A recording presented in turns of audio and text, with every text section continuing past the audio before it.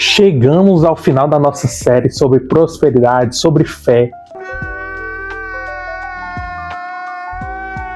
E o que eu tenho para te dizer é: que momento maravilhoso nós tivemos.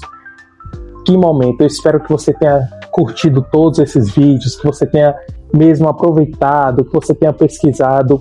Esse vídeo é bem por cima, né? Esses vídeos são bem por cima. Então que você possa mesmo ter tido essa inspiração e essa vontade de buscar mais mesmo, de buscar mais sobre o tema, de buscar mais sobre o que a Bíblia fala. Se você, né, como eu disse no outro vídeo, está próximo a mim, pode vir tirar dúvidas. Se você não está, tira dúvida com seu pastor, com seu líder. Então, é isso. Hoje nós vamos falar sobre prosperidade financeira. Normalmente, quando falamos de prosperidade, o tema prosperidade, né? Nossa, uma vida em prosperidade. A primeira coisa que todos já pensam é as finanças. E prosperidade não é só financeiro, como nós vemos, mas também inclui a prosperidade financeira. Deus nos criou para termos uma vida abundante. Em João 10:10 fala: o ladrão vem para roubar, matar e destruir. Eu vim para que tenham vida, em vida em abundância. Eu amo esse versículo porque deixa claro de que o diabo ele veio para roubar, matar e destruir. Então Deus ele não pode fazer as mesmas coisas que o diabo faz. Porque se o diabo ele vem para roubar, matar e destruir, e Deus vem para dar vida, então Deus não pode te roubar, Deus não pode te matar, Deus não pode te destruir. Por que ele não pode? Ele não pode porque ele não tem poder para isso? Não. Mas porque não faz parte do caráter e a essência do Senhor. Não faz parte do caráter de Deus ser ruim, não faz parte do caráter de Deus querer te matar, de roubar. Enfim, esse é um tema para uma outra série, quem sabe, sobre caráter de Deus. Mas, propriamente agora, voltando para a prosperidade financeira, o Senhor ele vem para nos dar vida e vida em abundância. Vida em abundância é uma vida em prosperidade, não tendo nada impedido pela falta, como já falamos em todos os outros vídeos aqui do canal. Nós devemos entender que Deus ele não nos criou para passarmos necessidades. Como vimos, Deus nos criou para ter uma vida e uma vida em abundância. E em Filipenses 4:19 fala: e o meu Deus, segundo a sua riqueza em glória, há de suprir em Cristo Jesus cada uma das vossas necessidades.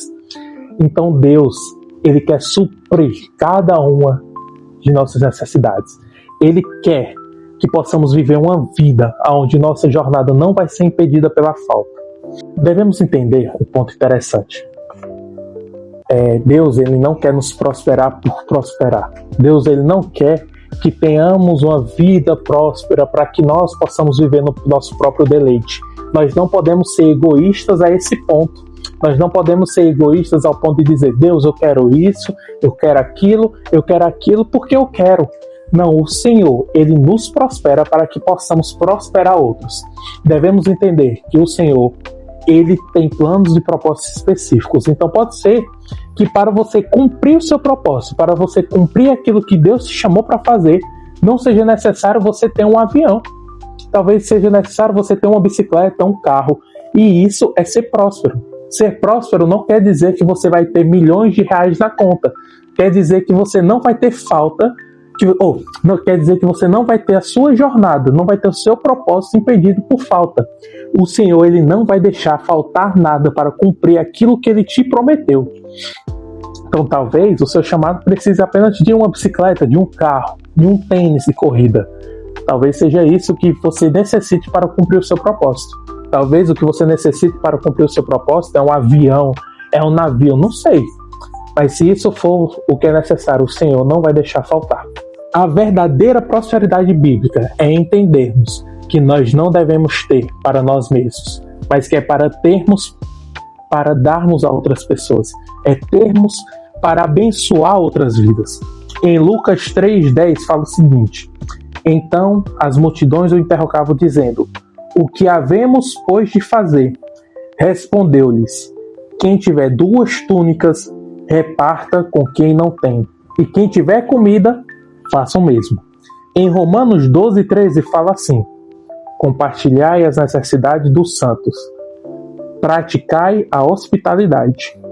E em Filipenses 2:4 fala assim: cuidando cada um, não somente dos próprios interesses, mas também dos interesses dos outros. Nós não podemos ser egoístas ao ponto de dizer: eu quero ser próspero, eu quero ter para mim, para comprar para mim, para viver para mim. Entenda, não é errado você querer ter as coisas. Não é errado você juntar para comprar as coisas que você tanto deseja. Mas o Senhor, Ele quer que você pense muito mais em: nossa, eu quero ter finanças para poder pagar um lanche para aquela pessoa. Eu quero ter finanças para poder ajudar aquela pessoa que está passando necessidades. Eu quero ter finanças para ver aquela pessoa que está com falta em casa e eu ser a pessoa que vou lá e vou dizer: ó, eu fiz uma feira para você. É você ter essa visão de tipo: meu Deus, eu tô vendo aquela pessoa que está com dificuldade de pagar tal conta. E eu ser a pessoa, ser a resposta para aquela pessoa. Então, se você quer ser próspero financeiramente, para dizer assim: eu vou comprar um carro para mim, eu vou comprar só isso para mim, e você não pensa nos outros, é bom você trabalhar por você mesmo, porque Deus só prospera aqueles que agem em generosidade. Se você não quer agir em generosidade, não conte com a prosperidade do Senhor, porque a prosperidade do Senhor vem para aqueles que são generosos. A prosperidade bíblica é de acordo com a generosidade do seu coração. Devemos ter para dar. Em Atos 20:35 fala assim: em tudo o que fiz, mostrei a vocês que é preciso trabalhar doamente para ajudar os que estão em necessidade, lembrando as palavras do próprio Senhor Jesus, que disse: mais bem-aventurado coisa é dar do que receber. Devemos entender que o Senhor quer nos prosperar. O Senhor quer nos prosperar para que possamos ser resposta para outros. Então não podemos ficar egoístas ao ponto de querer as coisas só para nós. Tenha essa mentalidade de que você tem que ter para ser resposta, que aí sim você estará vivendo a prosperidade bíblica verdadeiramente. Devemos entender que só vai ter como ofertar aquele que tem, porque ninguém vai ofertar o que não tem, né? Então, o Senhor, em Mateus 25:21 diz: o Senhor respondeu: muito bem, servo bom e fiel, você foi fiel no pouco e eu o porei sobre o muito. Venha e participe da alegria do seu Senhor. E é exatamente isso. Você tem que ser fiel naquilo, no seu pouco de hoje. Talvez você hoje não tenha para ofertar um almoço para uma pessoa, mas talvez você tenha dinheiro para ofertar uma coxinha. Seja fiel nisso, porque aí o Senhor vai te enriquecendo para toda generosidade. Para finalizarmos o vídeo, eu gostaria de falar como você pode ser próspero financeiramente. Primeiro, trabalhando. Em 2 Tessalonicenses 3:10 fala: quando ainda estávamos com vocês, ordenamos: se alguém não quiser trabalhar, também não coma.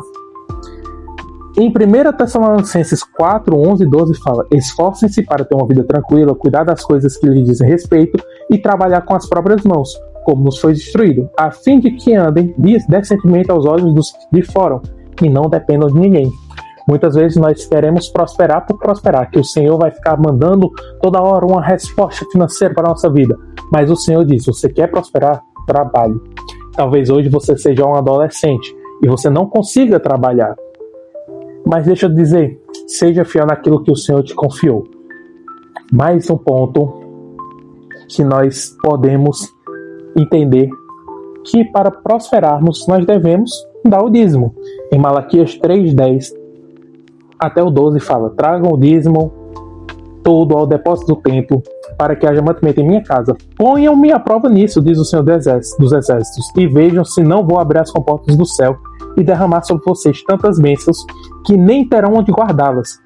Por vocês repreenderei a praga devoradora, para que não destrua os frutos da terra, nem as videiras se tornem estéreis nos campos, diz o Senhor dos Exércitos. Então todas as nações chamarão de bem-aventurados, porque a terra de vocês é agradável, diz o Senhor dos Exércitos. Então, se você quiser viver uma vida em prosperidade, você tem que ser um dizimista fiel. Porque sendo um dizimista fiel, o Senhor vai abrir portas, o Senhor vai te livrar de toda praga devoradora, como vimos em Malaquias. Outra maneira de sermos prósperos financeiramente é através da plantação e colheita. Em Gálatas 6:7 fala: não se deixe enganar, de Deus não se zomba, pois o que o homem semear, isto também colherá. Seja fiel, ofertando, plantando, e tenha certeza que você vai colher. Somos prósperos através da palavra. Em Salmos 128, 2 fala: Bem-aventurado todo aquele que teme ao Senhor, aquele que anda nos seus caminhos. Você comerá o fruto do seu trabalho, será bem-aventurado e próspero. Em Josué 1, no versículo 8 fala: Não deixe de mencionar as palavras desse livro e meditar nelas dia e noite, para que você cumpra fielmente tudo o que está escrito. Desse modo, você fará prosperar os seus caminhos. Então, vemos aqui que meditar na palavra do Senhor, estar próximo do Senhor, vai fazer com que o nosso caminho seja próspero. Voltando, como é que eu posso ser próspero financeiramente? Trabalhando, que Deus ele pode te abençoar no seu trabalho, seja com uma promoção, seja com um aumento, enfim, um aumento de salário, dando o dízimo, sendo fiel no dízimo, plantando e colhendo. Ali onde você oferta na vida de outra pessoa, você colhe para a sua própria vida. Através da palavra, tendo uma comunhão, uma vida, meditando, orando, lendo a Bíblia, é um dos meios para prosperar financeiramente. E para finalizar, eu gostaria de dizer isso. Nós somos prósperos para prosperar outros. Nós somos prósperos para vivermos uma vida onde nós mais abençoamos do que retemos. Se você quer ser próspero para reter mais, você não vai viver a prosperidade bíblica. Porque a prosperidade bíblica você tem para que você possa abençoar outros. Então, se você tem na sua mente de prosperar só para você, você tem que viver a prosperidade, né, do mundo. Não é nem prosperidade, né? É buscar as riquezas do mundo. Mas você quer prosperar biblicamente, você tem que ter para ofertar em outros. Muito obrigado por ter assistido até aqui. Esse é o fim da nossa série sobre prosperidade. Espero que você tenha gostado. E até a próxima série, né? E essa semana também tem devocional. Então, é nóis. Tamo junto.